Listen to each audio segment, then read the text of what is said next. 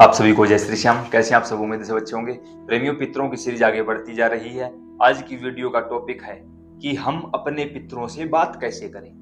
देखिए, पितर जो होते हैं वो सूक्ष्म शरीर के रूप में होते हैं। वो वायु और आकाश तत्व होता है। हमारा शरीर पंच तत्वों से है, वो सिर्फ दो तत्वों से है। तो ऐसे में हम उनसे बात कैसे करें, वार्तालाप कैसे करें? तो देखिए, इसके लिए दो तरीके हैं। एक, शरीर पर सवारी बुलवाकर, दूसरा सोपन के माध्यम से। तो इससे पहले हमने सारी वीडियो डाल रखी है कि घर के पितरों को प्रसन्न कैसे करें। उनकी 11 दिन की साधना हमने डाल रखी है। अगर आपने वो साधना नहीं देखी या साधना नहीं की तो शरीर पर सवारी आना तो इम्पॉसिबल है, ऐसा नहीं होगा। ठीक है, बात करते हैं कि सवारी कैसे आए या फिर इस तरीके से कैसे किसी से बात करें।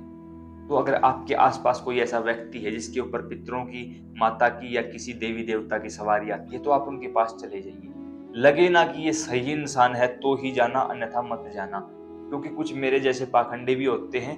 आपको यही नहीं पता आपके साथ शक्तियां कौन सी चल रही हैं, वो उन शक्तियों को उतार लेते हैं और काबू करके अपने पास रख लेते हैं। आपके पास कुछ भी नहीं रहता। किसी एक अच्छे साधक के पास जाइए, अच्छे व्यक्ति के पास जाइए। वो अपने शरीर पर अपने देवता को हाजिर करेगा, बुलवाएगा।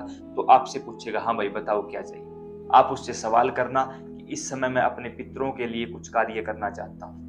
इस समय मैं बात करना चाहता हूँ कि मेरे पितर कहाँ हैं। मैं उनको देखना या उनसे मिलना चाहता हूँ। फिर वो ये पता करके बताएंगे कि इस समय आपके पितर कहाँ हैं, किस हाल में है। वो देवी देवता आपको बता देंगे। उसके बाद आगे का जो कर्म बताया जाएगा वो आपको करना पड़ेगा।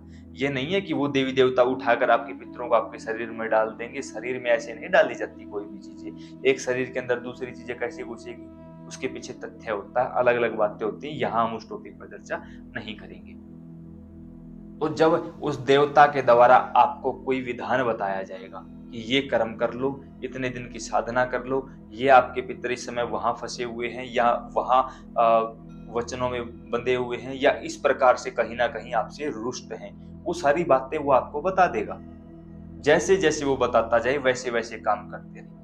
इस दौरान हो सकता है आपको कुल देवी कुल देवता का वो भोग देने के लिए भी बोले। भोग देने का मतलब होता है, मान के चलो आपके कुल देवता बाबा श्याम है तो उनका भोग आपको देना पड़ेगा। उनका भोग क्या होता है? खीर, चूरमा, लड्डू, यही तो भोग होता है सात्विक।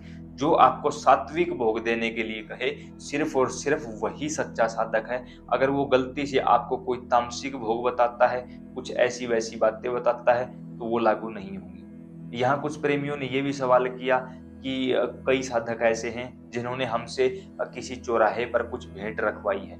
भेंट रखवाने का अलग अलग कारण होता है। भेंट हम माता चोगानन की भी देते हैं। चौराहे वाली देवी की भेंट दी जाती है चौगानन की। क्यों? संसार में शायद ही कोई ऐसा घर होगा जो किसी चौराहे पर ना बसा हो। कहीं कहीं ना कहीं कोई ना कोई चौराहा तो लगता होगा आपसे। तो चौराहे की जो देवी चौगानन माता होती है, उसकी आज्ञा, उसकी मर्जी के बगैर कोई शक्ति आपके घर में प्रवेश नहीं कर सकती। तो उसकी भेंट दी जाती है।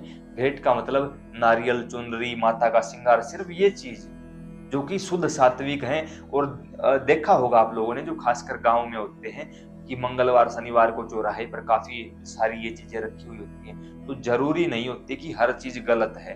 वो अगर आपको आपकी कुल देवी की भेंट देने के लिए बोल रहा है तो ये श्रृंगार है, वही देना पड़ेगा। अब चौगानन माता का जो भेंट दिया जाता है, अब मैं बोल लूं आपको कि गुड़गांव जाओ, वहां ये सब कुछ करके आओ, तो गुड़गांव आने जाने में 5,000 का खर्चा हो जाएगा आपका। और वही बात अगर मैं ये बोल दूं कि घर के पास जो चौराहा है वहीं पर रख दो, कुछ भी नहीं लगा। तो भाई इसलिए साधक आपको इस तरीके से बोल देता है कि चौराहे पर इन चीजों को रख देना। उसके साथ वो क्या बोलता है कि कोई देखना नहीं चाहिए। पता है क्यों बोलता है? आप कुछ गलत नहीं कर रहे हो, लेकिन जो सामने वाला देखने वाला वो आपको गलत समझ लेगा।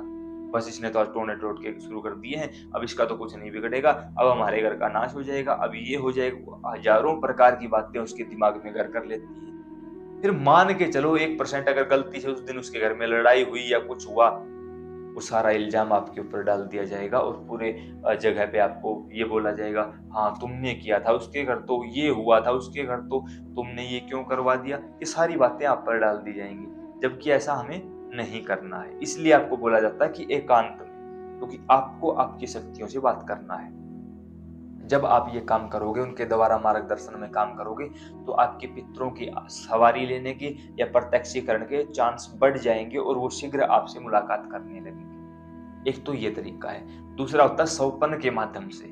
सौपन के माध्यम से हम अपने पितरों से संपर्क करते हैं। सोया हुआ इंसान लगभग मरे के बराबर होता है, ठीक है।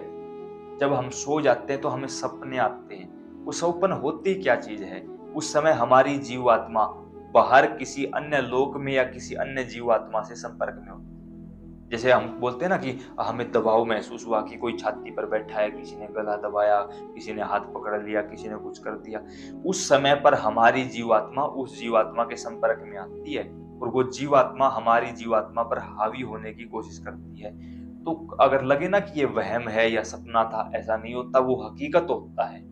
हकीकत का मतलब है स्थूल शरीर तो सोया हुआ है, लेकिन सूक्ष्म शरीर काम कर रहा है। कोई चेतना काम कर रही है और उस चेतना की लड़ाई उस चीज के साथ हो रही है। वो वास्तविक होता है।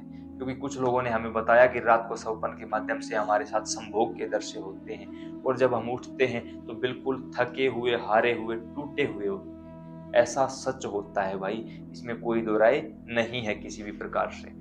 तो सौपन के माध्यम से आपको अपने पितरों को अर्जी लगानी है, अरदास लगानी है। वो कैसे लगानी है? देखो, सबसे पहले तो 11 रुपए लो, अपने घर की क्लॉकवाइज फेरी लगाओ। क्लॉकवाइज जैसे घड़ी घूमती है उसी प्रकार फेरी लगाओ आप। और घर में जो भी सदस्य हैं उन सदस्यों के सभी के हाथ लगवाओ उन 11 रुपए से और प्रार्थना करो कि मेरे पितर देवता, आप जो भी हैं, जहां भी हैं, जिस हाल में हैं, हमें दर्शन दीजिए, हम आपकी सेवा करना चाहते हैं और ये आपके परिवार के सदस्य हैं। और ऐसा बोलकर उन 11 रुपए को उठाकर कहीं सेफ जगह पर रख दो। घर के मंदिर में नहीं रखने हैं वो 11 रुपए, तिजोरी में नहीं रखने, किसी सेफ जगह पर जहां पर आपको याद रहे और आप अमावस्या के दिन उन 11 रुपए की प्रसाद घर में ही बांट सको। तो ऐसा जब आप करोगे और हर रोज रात को सोने से 1 मिनट पहले बोलोगे कि हे मेरे पितर देवता, मेरा नाम ये है, पिता पति का नाम ये है, इस जगह का स्थायी निवासी हूँ और मैं आपसे बात करना चाहता हूँ, मुलाकात करना चाहता हूँ, आपके दर्शन चाहता हूँ। सौपन के माध्यम से हमसे संपर्क करिए, आप जहाँ भी है। मेरे पितर देवता, ये शब्द जरूर यूज करना है आप। फिर आपका जो पितर योनि में गए हुए पितर है, जहां भी होंगे, जिस भी हाल में होंगे, आपको वैसा संकेत दिया जाएगा। अब मान के चलो वो बंधन में है, तो आपको कोई व्यक्ति कैद में दिखाई देगा, हाथ बंधे हुए दिखाई देंगे, कोई रोता हुआ दिखाई देगा, तो सोच लेना कि वो कहीं ना कहीं बंधन में है।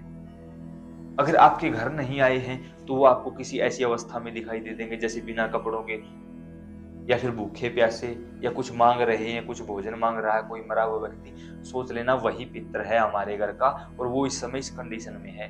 तो उसकी कंडीशन को सुधारो। कंडीशन कैसे सुधारनी है, सारी वीडियो बना रखी, वही देखनी पड़ेगी।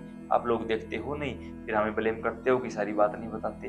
पर एक ही वीडियो में दोबारा दोबारा वही बातें बताऊंगा, फायदा क्या होगा? ऊपर से वीडियो इतनी लंबी हो जाएंगी, फायदा क्या होगा? तो आप उन सभी वीडियो को देखिए, जैसा बताया गया वैसा करिए, फिर देखिए चमत्कार। जय श्री श्याम।